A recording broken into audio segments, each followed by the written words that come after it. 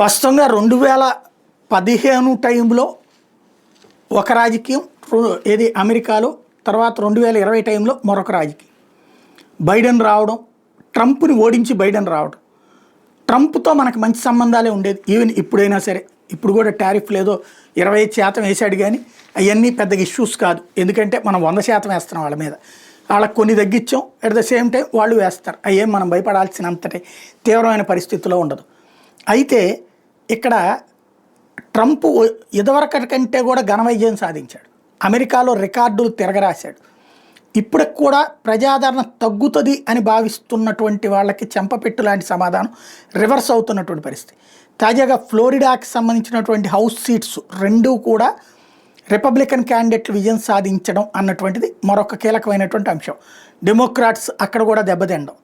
ఓవరాల్గా డెమోక్రాట్స్ని ఈవిల్స్గా భావిస్తున్నారు ప్రజలంటూ ట్రంప్ తాజాగా చేసినటువంటి ట్రూత్లోని ప్రకటన అతని సంతోషానికి అద్దం పడుతుంది. అదే సందర్భంలో ఇంకా తన ఊపు తగ్గలేదనడానికి ఆ రిజల్ట్ సాక్ష్యం అవుతుంది.